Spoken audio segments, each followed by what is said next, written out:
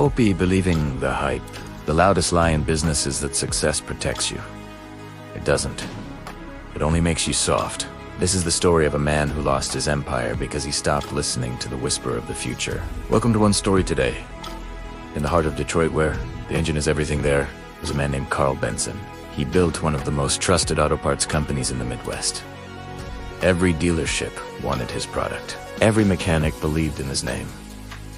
For a decade, Carl was the king. But over time, that crown made him deaf. Carl stopped innovating. He stopped asking customers what they needed next. He believed his tradition was too strong to fail. So when the world started shifting toward electric vehicles, Carl laughed.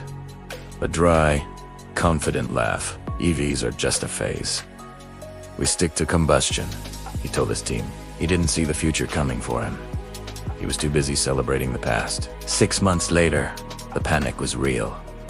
Sales dropped 40%. His enormous warehouse, once a symbol of power, was now filled with unsold metal, a monument to his arrogance. The silence in his office was heavier than failure itself. It felt like shame.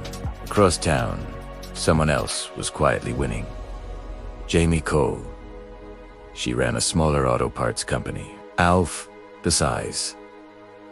Twice the vision. While Carl was holding on to heavy steel, Jamie was mastering lightweight EV materials. She built an AI system that predicted demand. She wasn't selling parts for the present car, she was building for the next one.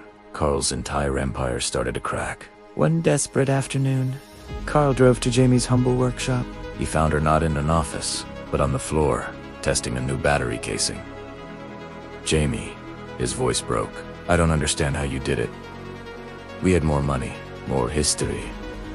Jamie looked at him, her eyes sharp. She didn't mention the market. She spoke directly to his ego. Carl, your greatest failure wasn't your product.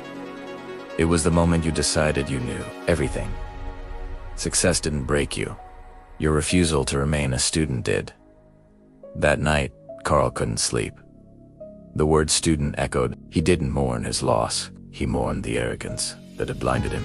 By sunrise, he had a new plan. A brutal one.